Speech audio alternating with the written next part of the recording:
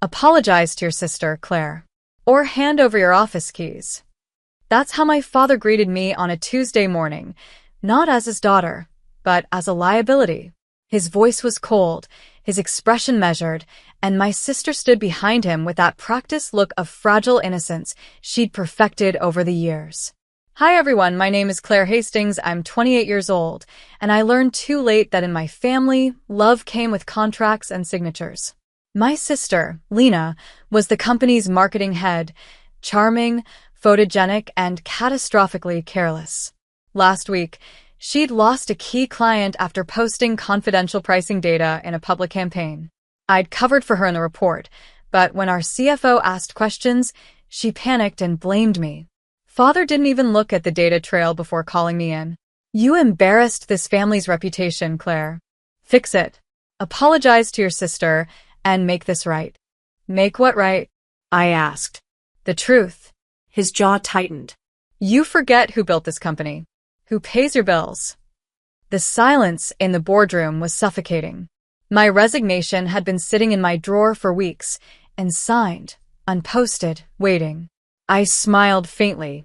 All right. Lena's smirk returned, triumphant.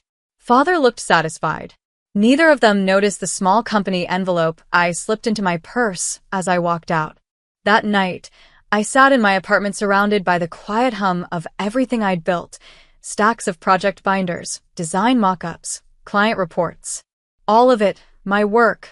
All of it, there's now. Lena's text came around midnight. Dad says you'll come around by morning. Don't make this harder than it needs to be. I stared at the message for a long time before replying. You're right. I won't. Then I opened my laptop and began to write. Not a message, not an apology, but a resignation letter that detailed every project I'd handled, every account under my name, every pending task that only I knew how to complete. By the time the sun rose, my desk at Hastings & Company was spotless. Laptop wiped. Access cards on the table. Resignation printed, signed, dated, and scheduled for automatic email delivery to the board at exactly 9 a.m.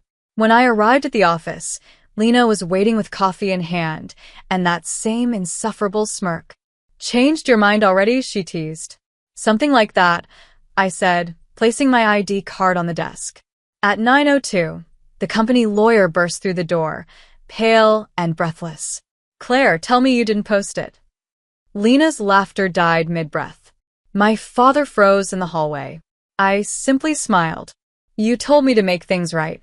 The news spread faster than I expected. Within minutes, my resignation letter, along with the attached document listing every project I handled, hit every executive's inbox. I hadn't written it in anger. I'd written it with precision. Each paragraph outlined my responsibilities, the accounts registered solely under my authorization, and a quiet note reminding them that all client NDAs were signed under my name, not the company's. When I walked past the glass conference room, I saw chaos unfold through the frosted panels, the lawyer whispering furiously to my father, board members dialing phones, my sister pale for the first time in years. Claire. My father's voice thundered across the hall. What the hell have you done? Exactly what you asked, I said calmly. I made things right. You're blackmailing us? No. I'm informing you.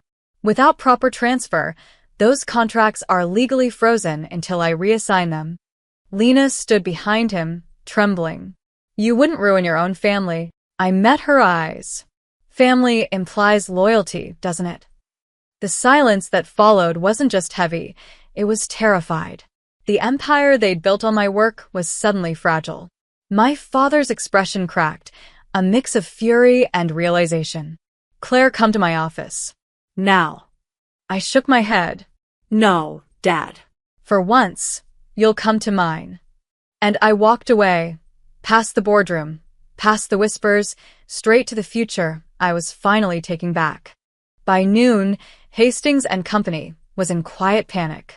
My phone buzzed endlessly, missed calls, desperate texts from department heads who'd suddenly realized how many key operations ran through me.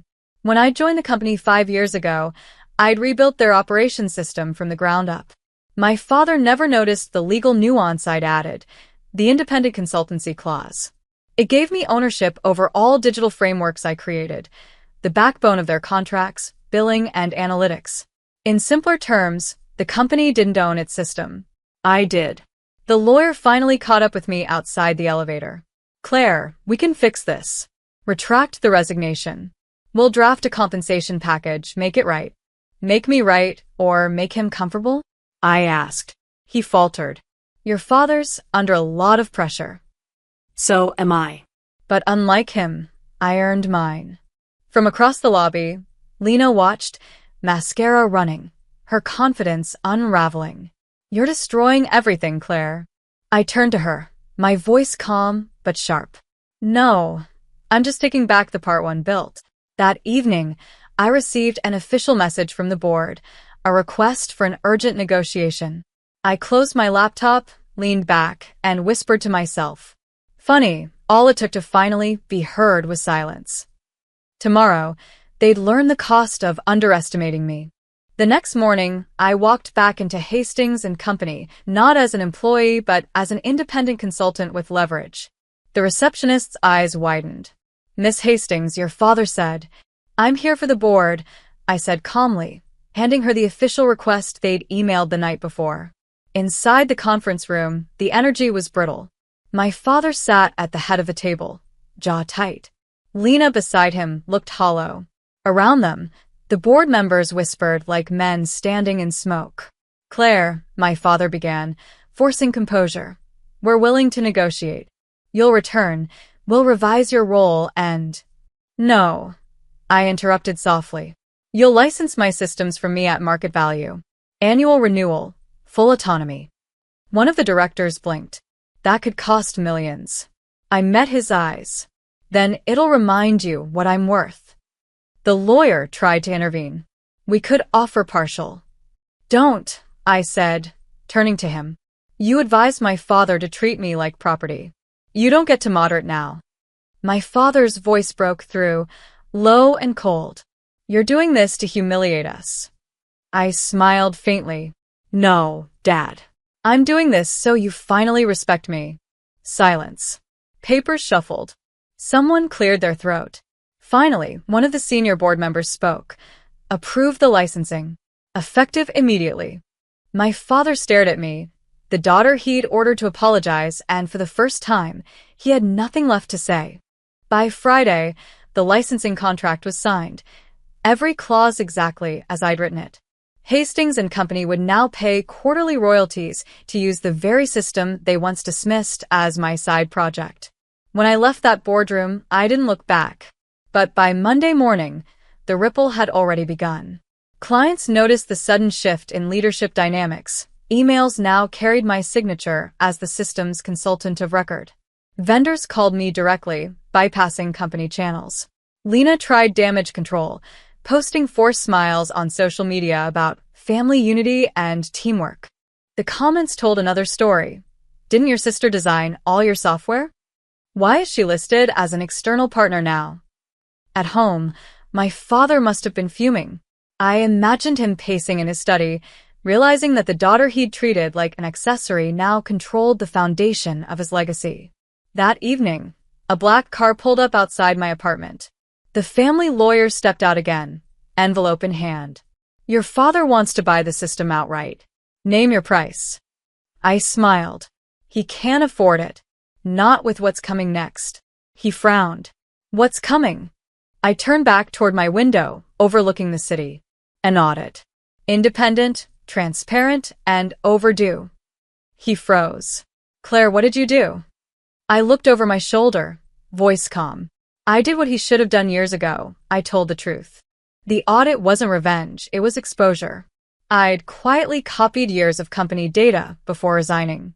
Not secrets, just facts. Unfiled compliance reports, shadow payments approved by my sister, and a trail of financial negligence that could no longer hide behind family names. When the auditors arrived, my father tried to dismiss them as a routine internal review.